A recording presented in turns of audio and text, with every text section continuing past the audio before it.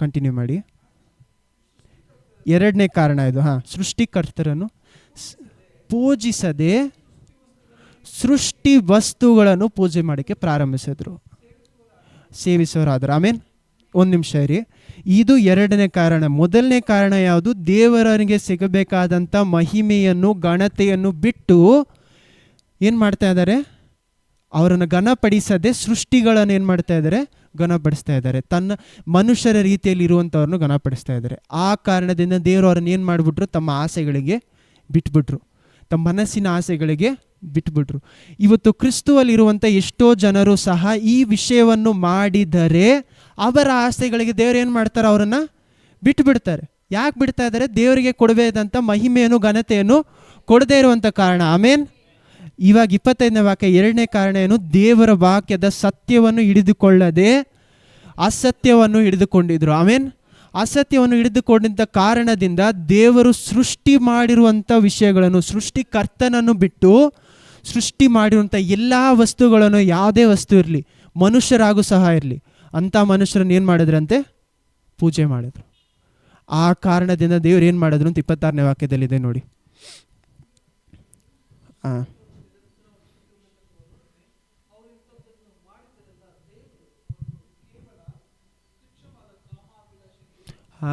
ತುಚ್ಛವಾದ ಕಾಮಾಭಿಲಾಷೆಗೆ ಏನು ಮಾಡಿದ್ರಂತೆ? ದೇವರು ಅವರನ್ನು ಒಪ್ಪಿಸಿಬಿಟ್ರು. ಯಾವ ಕಾರಣದಿಂದ? ದೇವರ ವಾಕ್ಯದ ಸತ್ಯ ನಮಗೆ ಅರ್ಥ ಆಗದೆ ಇನ್ನೂ ಹಳೆಯ ಸುಳ್ಳುಗಳಲ್ಲೇ ಬಾಳ್ತಾ ಇರುವಂಥ ಕಾರಣದಿಂದ ನಮ್ಮ ಕಾಮಾಭಿಲಾಷೆಗೆ ನಾವೇ ಕಾರಣ ಆಗ್ತಾ ಇದ್ದೀವಿ. ನಮ್ಮ ಮನಸ್ಸು ಇನ್ನೂ ಚೇಂಜ್ ಆಗದೆ ಇರುವಂಥ ಕಾರಣ ಏನು? ಸತ್ಯವನ್ನು ನಾನು ಏನು ಮಾಡ್ಕೊಂಡಿಲ್ಲ, ಹಿಡಿದಿಟ್ಕೊಂಡಿಲ್ಲ. ಬರೀ ಕೇಳಿ ಕೇಳಿ ಕೇಳಿ ಅದನ್ನು ಪ್ರಾಕ್ಟೀಸ್ ಮಾಡೋದೆ ಅಂದರೆ ಅದರ ಪ್ರಕಾರ ನಡೆಯದೆ ಬರೀ ವಾಕ್ಯವನ್ನು ಓದಿ ಓದಿ ಓದಿ ಎಲ್ಲೂ ಹೋಗ್ತಾ ಇಲ್ಲ ನಾವು. ಆಮೇನ್. ಇದ್ದ ಜಾಗದಲ್ಲೇ ಏನು ಮಾಡ್ತಾ ಇದ್ದೀವಿ? ನಮ್ಮ ಆತ್ಮವನ್ನು ನಾವೇ ಸಾಯಿಸ್ತಾ ಇದ್ದೀವಿ, ಬೇರೆ ಯಾರೂ ಅಲ್ಲ. ನಮ್ಮನ್ನು ದೇವರು ನಮ್ಮ ಆಸೆಗೆ ಬಿಟ್ಬಿಡೋ ಕಾರಣ ಏನು?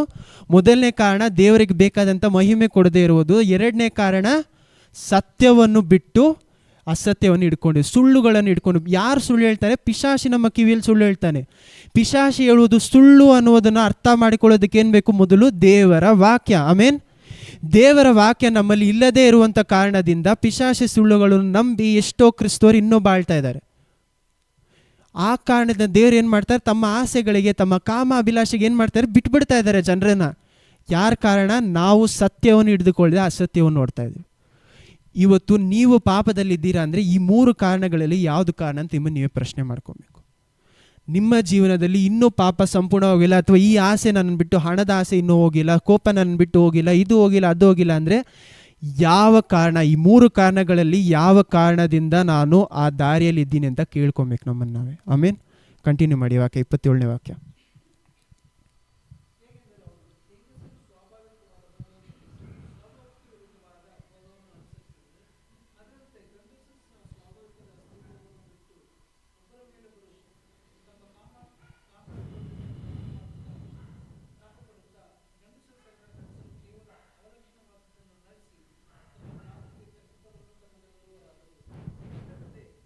ಆಮೇಲೆ ಒಂದು ನಿಮಿಷ.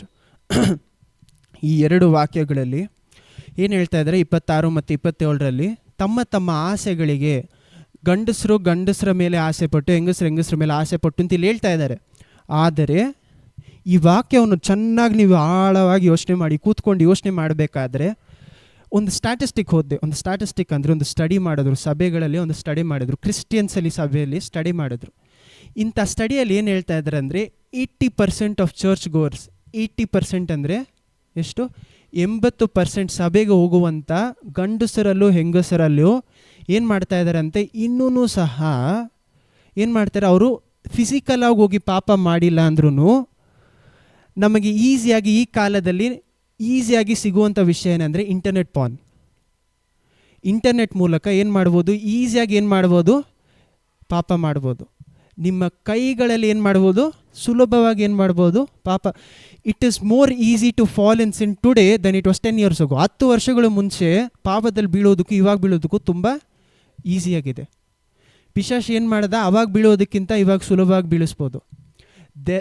ಇದು ಚಿಕ್ಕ ಮಕ್ಕಳಿದ್ರೆ ಸ್ವಲ್ಪ ಆಚೆ ಎದ್ದು ಹೋಗ್ಬಿಡಿ.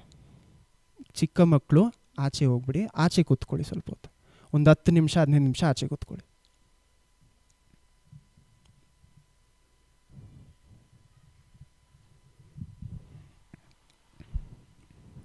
Okay,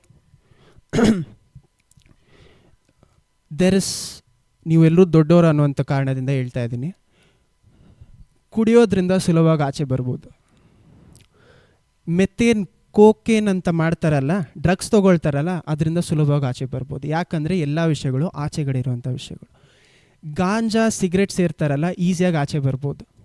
you know what is the world's highest drug? ದೊಡ್ಡ ಡ್ರಗ್ ಯಾವುದು ಗೊತ್ತಾ? ನಮ್ಮ ಮೈಂಡಲ್ಲಿರುವಂಥ ಡೋಪಮೀನ್. ನಮ್ಮ ಮೈಂಡಲ್ಲಿರುವಂಥ ಒಂದು ಡ್ರಗ್. ಅದೇನು ಕೊಡ್ತಾರೆ ಅಂದರೆ, ನಮ್ಮಲ್ಲಿ ಇವಾಗ ಫಾರ್ ಎಕ್ಸಾಂಪಲ್ ಒಂದು ದಂಪತಿಯರು ಅವರಿಬ್ಬರು ಒಂದಾಗಿರಬೇಕಾದ್ರೆ ರಿಲೀಸ್ ಆಗುವಂಥ ಒಂದು ಕೆಮಿಕಲ್ ಯಾವುದಂದರೆ ಡೋಪಮೀನ್. ಅದೊಂದು ಡ್ರಗ್, ಮೈಂಡಲ್ಲಿ ದೇವರಿಟ್ಟಿರುವಂಥ ಡ್ರಗ್. ಅದು ಏನಕ್ಕೆ? ನಮಗೆ ನಮ್ಮ ದಂಪತಿಯರಂದರೆ ಗಂಡ ಹೆಂಡತಿ ಒಂದಾಗಿರುವಾಗ ಸಂತೋಷವಾಗಿರಬೇಕು ಅಂದರೆ ಅದೊಂದು ನಮಗೆ ಸಮಾಧಾನವನ್ನು ಕೊಡಬೇಕು ಅಂತ ದೇವರಿಟ್ಟಿದ್ದು ಯಾವುದು? ಡೋಪಮೀನ್ ಅನ್ನುವಂಥ ಡ್ರಗ್. ಈ ಡ್ರಗ್ಗನ್ನು ನೀವು when U C it using your phones, ನೀವು ಇದನ್ನು ನೋಡುವಾಗ ಏನು ಮಾಡ್ತಾ ಇದ್ದೀರಾ? ಇಲ್ಲಿ ಹೇಳ್ತಾರಲ್ಲ, ಗಂಡಸರ ಮೇಲೆ ಆಸೆ ಪಟ್ಟರು ಅಂತ, ಅಥವಾ ಹೆಂಗಸರ ಮೇಲೆ ಆಸೆ ಪಟ್ಟರು ಅಂತ. The highest drug to beat ಯಾವುದನ್ನು ತುಂಬ ಕಷ್ಟಪಟ್ಟು ಆಚೆ ಬರಬೇಕಾಗಿರುವಂಥ ಡ್ರಗ್ ಯಾವುದಂದರೆ ಸೆಕ್ಸ್. ಯಾಕೆ ನಿಮಗೆ ಯಾಕೆ ಹೇಳ್ತಾ ಇದ್ದೀನಿ ಅಂದರೆ, ನಾವು ಬೀಳದೇ ಇರೋದಕ್ಕೆ, ಯಂಗ್ಸ್ಟರ್ಸ್ ಎಸ್ಪೆಷಲಿ ಕೆಳಗಡೆ ಬೀಳಬಾರ್ದು. ನಾನು ಇಲ್ಲಿ ಯೋಚನೆ ಮಾಡ್ತಾರೆ, ಛೀ ಅಂತ ಹಂಗೆ ಹೇಳ್ಕೊಂಡೆ ಸಭೆಗಳಲ್ಲಿ ಈ ವಿಷಯದ ಮಾತಾಡದೆ ಎಷ್ಟೋ ಜನ ಪಾಪದಲ್ಲಿ ಬೀಳ್ತಾ ಇದ್ದಾರೆ. 80% ಸಭೆಗಳಲ್ಲಿ ಬೀಳ್ತಾ ಇದ್ದಾರೆ ಅಂದರೆ ಅದು ನಾನು ಮಾತಾಡದೆ ಹೋದರೆ ನಾನು ಪಾಪಿ ಆಗ್ತೀನಿ. 80% ಸಭೆಗೆ ಹೋಗುವಂಥ 80%, ಇನ್ಕ್ಲೂಡಿಂಗ್ ಪಾಸ್ಟರ್ಸ್, ದೇವರ ವಾಕ್ಯವನ್ನು ಹೇಳುವಂಥ ಜನರು ಈ ಪಾಪದಲ್ಲಿ ಏನು ಮಾಡ್ತಾ ಇದ್ದಾರೆ? ಬಾಳ್ತಾ ಇದ್ದಾರೆ. ಯಾಕೆ? ಅವರಿಂದ ಆಚೆ ಬರೋಕ್ಕಾಗ್ತಾ ಇಲ್ಲ. ಆಚೆ ಬರೋಕ್ಕಾಗದೇ ಇರುವಂಥ ಕಾರಣ ಇದೆ. ಅದನ್ನು ನೋಡಿ ಏನು ಮಾಡ್ತಾರೆ? ಅಸಹ್ಯಪಟ್ಟು ಏನು ಮಾತಾಡೋದೇ ಇಲ್ಲ ಅದನ್ನು ಕುರಿತಾಗಿ. ಕೊಕೇನ್ ಡ್ರಗ್, ಯಾವ ಡ್ರಗ್ ಬೇಕಾದರೂ ಆಚೆ ಬರ್ಬೋದು, ಆದರೆ ಈ ಒಂದು ಡ್ರಗ್ನ ಬಿಟ್ಟು ಆಚೆ ಬರೋಕ್ಕೆ ತುಂಬ ಕಷ್ಟ. ಯಾಕೆ? ತಿರುಗಿ ಎಳೆಯುತ್ತೆ. ಪಾಪ ಇದು ದೇವರು ಕೊಟ್ಟಿರುವಂಥ ಆಸೆಯನ್ನು ತಪ್ಪಾದ ರೀತಿಯಲ್ಲಿ ಪೂರ್ಣಗೊಳಿಸುವುದು. ಅದಕ್ಕೇನೆ ಜೇಮ್ಸ್ 1ನೇ ಅಧ್ಯಾಯದಲ್ಲಿ 16-17ನೇ ವಾಕ್ಯದಲ್ಲಿ ಏನು ಹೇಳ್ತಾರೆ? ಎಲ್ಲ ಒಳ್ಳೆಯ ವಿಷಯಗಳು ದೇವರ ಹತ್ರ ಅಂದ ಸರಿಯಾದ ಸಮಯದಲ್ಲಿ ಬರುತ್ತೆ ಅಂತಾರೆ. ಆಮೇನ್.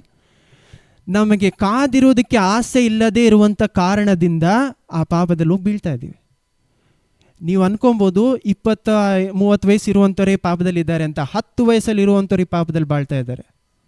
10-12 ವಯಸ್ಸು ಏನಂತ ಅರ್ಥ ಆಗದೇ ಇರುವವರೆಗೂ ಕೂಡ ಇಂಟರ್ನೆಟ್ ಇರುವಂಥ ಕಾರಣದಿಂದ ಸುಲಭವಾಗಿ ಪಾಪದಲ್ಲಿ ಬೀಳ್ಬೋದು.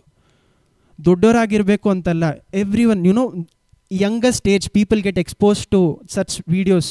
ಈ ಥರ ಕೆಟ್ಟ ವಸ್ತುಗಳಿಗೆ ಎಕ್ಸ್ಪೋಸ್ ಆಗುವಂಥ ಏಜ್ ಏನು ಗೊತ್ತಾ? 8 ವಯಸ್ಸು.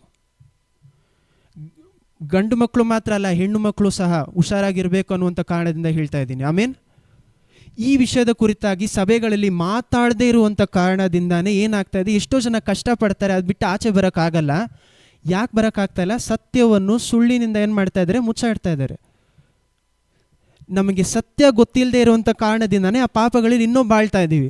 ಎಷ್ಟೋ ಜನರು ಇವತ್ತು ಏನು ಮಾಡ್ತಾ ಇದ್ದಾರೆ? ಪಾಪದಲ್ಲಿ ಬಾಳ್ತಾ ಇದ್ದಾರೆ. ಯಾಕೆ? ಸತ್ಯ ಅವರಿಗೆ ಅರ್ಥ ಆಗಿಲ್ಲ. ಸತ್ಯ ಅರ್ಥ ಆದರೆ ಸತ್ಯವು ನಿಮ್ಮನ್ನು ಪಾಪದಿಂದ ಬಿಡುಗಡೆಗೊಳಿಸುತ್ತೆ. ಆಮೇನ್.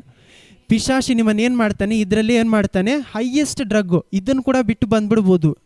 ಇದನ್ನು ಯಾಕೆ ಬಿಟ್ಟು ಬರೋಕ್ಕಾಗಲ್ಲ? ದೇವರು ನಮಗೆ ನಾವು ಒಳ್ಳೆ ಕಾರ್ಯಗಳನ್ನು ಮಾಡುವಾಗ, ಅವರು ಕೊಟ್ಟಿದ್ದಂಥ ಹೆಂಡತಿಯನ್ನು ಕೊಡುವಾಗ ಮಾಡುವ ಆ ಒಂದು ಡ್ರಗ್ಗನ್ನು ಏನು ಮಾಡ್ತಾ ಇದ್ದೀವಿ ನಾವು?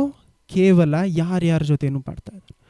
ಎಷ್ಟೋ ಜನರಿಗೆ ಏನಂದರೆ, ನಾನು ವ್ಯಭಿಚಾರ ಮಾಡ್ತಾ ಇಲ್ಲ, ನಾನು ನಿಜವಾಗ್ಲೂ ಆಚೆ ಹೋಗಿ ಪಾಪ ಮಾಡ್ತಾ ಇಲ್ಲ ಅಂತ ಅಂದ್ಕೊಳ್ತಾರೆ. ತಮ್ಮ ಒಡಲಿಗೆ ವಿರೋಧವಾಗಿ ತಾವೇ ಪಾಪ ಮಾಡ್ಕೊಳ್ತಾ ಇದ್ದಾರೆ. ನಾನು ಹೇಳ್ತಾ ಇಲ್ಲ, ಕೊರಿಂಥಿಯಲ್ಲಿ ಬರೀತಾರೆ ಪೌಲ್. ಬೇರೆ ಎಲ್ಲ ಪಾಪಗಳು ಬೇರೆಯವ್ರಿಗೆ ವಿರೋಧವಾಗಿ ಮಾಡಿದ್ರು, ಈ ಪಾಪ ನಿಮಗೆ ವಿರೋಧವಾಗಿ ನೀವೇ ಮಾಡ್ಕೊಳ್ತಾ ಇದ್ದೀರ. ಇದ್ರ ಕುರಿತಾಗಿ ಇನ್ನೂ ಡೀಟೇಲಾಗಿ ಸದ್ಯಕ್ಕೆ ಬೇಡ. ಅಲ್ಲಿ ಏನು ಹೇಳ್ತಾ ಇದ್ದಾರೆ ಆ ವಾಕ್ಯದಲ್ಲಿ? ಸತ್ಯವನ್ನು ಏನು ಮಾಡ್ತಾ ಇದ್ದಾರೆ? ಅಸತ್ಯದಿಂದ ತುಂಬಿಸ್ಕೊಳ್ತಾ ಇದ್ದಾರೆ. ದೇವರು ನಿನ್ನನ್ನು ಪ್ರೀತಿ ಮಾಡ್ತಾ ಇಲ್ಲ ಅನ್ನುವುದನ್ನು ನಮ್ಮ ಮೈಂಡಲ್ಲಿ ಡೈರೆಕ್ಟಾಗಿ ಇಳಿಸಿ ಏನು ಮಾಡ್ತಾನೆ? ಈ ಥರ ಜಾಗದಲ್ಲಿ ಹೋಗಿ ಪ್ರೀತಿಯನ್ನು ಹುಡುಕಕ್ಕೆ ಪ್ರಾರಂಭಿಸ್ತಾರೆ ಜನರು. ಹುಡುಗರು ಇದನ್ನು ಹುಡುಕೋದಕ್ಕೆ, ಅಥವಾ ಹೆಂಗಸರು ಅಥವಾ ಚಿಕ್ಕ ಮಕ್ಕಳು ಇದು ಹುಡುಕೋದಕ್ಕೆ ಕಾರಣ ಏನು? ಮನೆಯಲ್ಲಿ ತಂದೆ ತಾಯಿ ಸರಿ ಇಲ್ಲದೆ ಇರುವಾಗ, ಆ ಪ್ರೀತಿ ಅವ್ರಿಗೆ ಸಿಗದೇ ಇರುವಾಗ, ಆ ಅಟೆನ್ಷನ್ ಅಂದರೆ ಅವರನ್ನು ನೋಡಿ ಸರಿಯಾಗಿ ಕೇರ್ ಮಾಡದೇ ಇರುವಾಗ ಅದನ್ನು ಏನು ಮಾಡ್ತಾರೆ? ಆಚೆಗಡೆ ಹೋಗಿ ಇಂಥ ಜಾಗಗಳು ಏನು ಮಾಡ್ತಾರೆ? ಹುಡುಕ್ತಾರೆ. ಇಂಥ ಜಾಗಗಳು ಏನು ಮಾಡ್ತಾರೆ? ಮನೆಯಲ್ಲಿ ತಂದೆ ತಾಯಿ ಏನು ಮಾಡಬೇಕು? ಮಕ್ಕಳನ್ನ ನೋಡಿ ಕೇಳಬೇಕು, ಏನಾಯ್ತು ಇವತ್ತು ನಿನ್ನ ಜೀವನದಲ್ಲಿ ಏನಾಯಿತು? ಸ್ಕೂಲಲ್ಲಿ ಏನು ಮಾಡ್ತಾ ಇದ್ದಾರೆ? ಇನ್ನೇನಾದರೂ ತಪ್ಪಾಗಿ ಯಾರಾದ್ರು ಬಂದು ಮುಟ್ಟಿದ್ರೆ ಇದೆಲ್ಲ ಯಾಕೆ ಹೇಳಬೇಕು? ನಮಗೆ ಗೊತ್ತಿಲ್ಲದೆ ಹೋದರೆ ಮಕ್ಕಳಿನ ಮೇಲೆ ಏನು ಮಾಡ್ತೀವಿ, ಏನೇನೋ ಅವ್ರಿಗೆ ಫೀಸ್ ಕಟ್ಟಬೇಕು, ಸರಿ ಸ್ಕೂಲಿಗೆ ಕಳಿಸ್ಬೇಕು, ಸರಿ ಏನು ಮಾಡಬೇಕು, ಅವ್ರಿಗೆ ಊಟ ಕೊಡಬೇಕು, ಸರಿ ಇವು ಸರಿಯಾಗಿ ಇದೆಲ್ಲ ಮಾಡಬೇಕು, ಎಲ್ಲ ಕಷ್ಟಪಡುವಂಥ ನಾವು ಅವರು ದೇವರಲ್ಲಿ ಬೆಳೀತಾ ಇದ್ದಾರೆ ಅಂತ ನೋಡಲ್ಲ. ಅವರ ಮನಸ್ಸು ಸರಿಯಾದ ದಾರಿಯಲ್ಲಿ ಹೋಗ್ತಾ ಇದೆ ಅಂತ ಏನು ಮಾಡಲ್ಲ, ನೋಡಲ್ಲ. ಆ ಕಾರಣದಿಂದ ಇದೇ ಜಾಗದಲ್ಲಿ ಹೋಗಿ ಏನು ಮಾಡ್ತಾರೆ, ಅವರು ಬೇರೆ ಜಾಗದಲ್ಲಿ ಹೋಗಿ ತಮ್ಮ ಆಸೆಗಳನ್ನು ಪೂರೈಸ ಮಾಡ್ಕೊತಾರೆ. ಚಿಕ್ಕ ವಯಸ್ಸಿನಲ್ಲಿ ಇದನ್ನು ನಿಮ್ಮ ಮಕ್ಕಳಿಗೆ ನೀವು ಕಲಿಸಿದರೆ ಇವತ್ತು ಅವ್ರ ಪಾಪದಲ್ಲಿರಲಿಲ್ಲ. ಇವತ್ತು ನೀವು ಪಾಪದಲ್ಲಿರುವಾಗಲೇ ನೀವು ಸರಿಪಟ್ಟಿಲ್ಲ ಅಂದರೆ ಅದು ನಿಮ್ಮ ಮಕ್ಕಳನ್ನು ಎಫೆಕ್ಟ್ ಮಾಡುತ್ತೆ. ಆಮೇನ್. ಓಕೆ, ಅಲ್ಲೇನು ಹೇಳ್ತಾರೆ, ಈ ಸತ್ಯವನ್ನು ಅರ್ಥ, ಈ ಪಾಪ ಎಷ್ಟು ಒಂದು ಕೇವಲವಾದ ವಿಷಯ ಅನ್ನೋದು ನಾವು ಅರ್ಥ ಮಾಡಿಕೊಳ್ಳದೆ ಹೋದರೆ, ಈ ಸತ್ಯ ನನಗೆ ಅರ್ಥ ಆಗದೆ ಹೋದರೆ ನಮ್ಮ ಆಸೆಗಳಲ್ಲೇ ನಾವು ಸಾಯ್ತೀವಿ. ಆಮೇನ್. ದೇವರ ನಮಗೆ ಕೊಡುವಂಥ ವಿಶ್ವಾಸ ಏನಾಗಲ್ಲ, ಸಂಪೂರ್ಣಗೊಳ್ಳಲ್ಲ. ಆಮೇನ್. ಕಂಟಿನ್ಯೂ ಮಾಡಿ.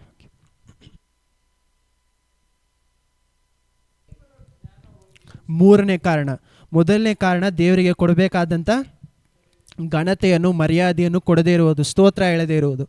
ಎರಡನೇ ಕಾರಣ, ದೇವರು ಸತ್ಯವನ್ನು ಅಸತ್ಯದಿಂದ ಏನು ಮಾಡೋದು, ಮಾರ್ಪಡಿಸುವುದು. ಅಸತ್ಯವನ್ನು ಏನು ಮಾಡಿ ಹಿಡಿದುಕೊಂಡು, ಪಿಶಾಚಿಗಳನ್ನು ಹಿಡಿದುಕೊಂಡು ಸೃಷ್ಟಿಕರ್ತನಿಗಿಂತ ಸೃಷ್ಟಿಯನ್ನು ಏನು ಪೂಜೆ ಮಾಡ್ತಾರೆ. ಹಂಗಂದರೆ ನೀವು ತಗೊಳ್ಳುವಂಥ ಡ್ರಗ್ ಇರಲಿ, ಹೆಂಗಸಿರಲಿ, ಗಂಡಸಿರಲಿ, ಯಾವುದೋ ಒಂದು ವಿಷಯ ನಿಮ್ಮನ್ನು ಯಾವ್ದು ಹಿಡಿದಿಟ್ಕೊಂಡಿದೆಯೋ ಅದು ದೇವರಿಗಿಂತ ಹೆಚ್ಚಾಗಿದೆ ಅಂತ ಅರ್ಥ.